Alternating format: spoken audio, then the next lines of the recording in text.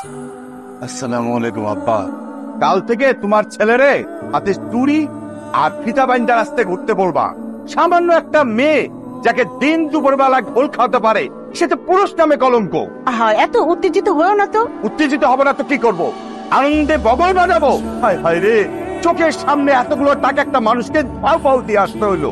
তাও সান্ত্বনা দিতে পারতাম যদি বাইকটা কিনা বাসায় নিয়ে আসতো। সান্ত্বনা দিতাম যে টাকা গেছে গেছে, কিন্তু বাইকটা তো বাসায় নিয়ে আসছে। আমার ছেলে একটা শখ পূরণ হইছে।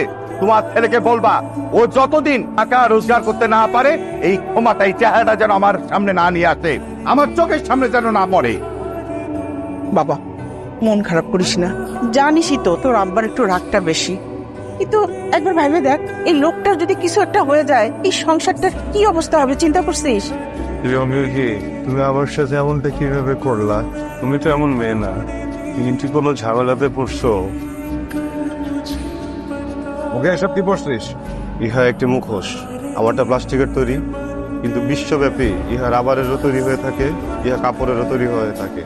বিশেষত এটা বানানো হয় বাচ্চাদের জন্য। বাচ্চারা এটাতে খেলাধুলা করে, কিন্তু বড়রাও ব্যবহার করে।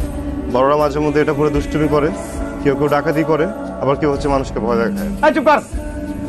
এটা কোনো নাট্যশালা না, এটা একটা ভদ্রলোকের বাড়ি। আমি জানি এটা ভদ্রলোকের বাড়ি।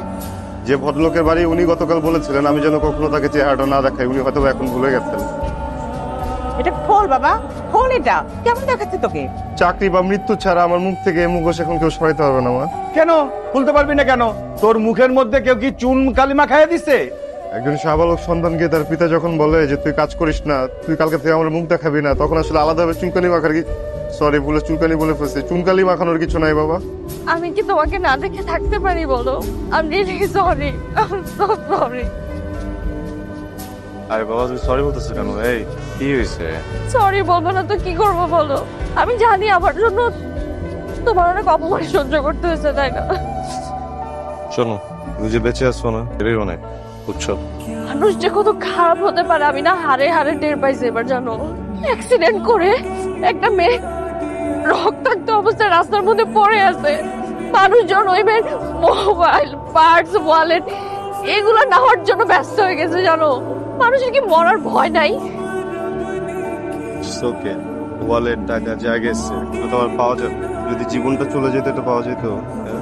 আমি নিজে কিনে দিব না সবকিছু, ঠিক আছে? আপসেট হয়ে যাবো। আমার জন্য তো তোমার অনেক কথাই শুনতে হয়েছে। চাচ্চু স্কুটি কিনে দিবে, প্রয়োজন ওরা নাম দিবে, আসলে কি ওরা তোমার কথা জানতোই না? আমি তোমাকে বলছি, আমি তোমাকে একবার বলছি, টাকার কথা বলছি, স্কুটারের কথা বলছি, কেন বলতেছি এগুলো? হ্যাঁ, আমাকে তুমি বলো থেকে কেমন আছে? কেমন আছে দেখতেই তো পাচ্ছ। কাল সিটি স্ক্যানের রেজাল্ট পাবো, তারপর সবকিছুর ব্যাপারে বলতে পারবো। ব্যস্ত ব্যাপার, তুমি ঠিক হয়ে যাবে, কিচ্ছু হবে না।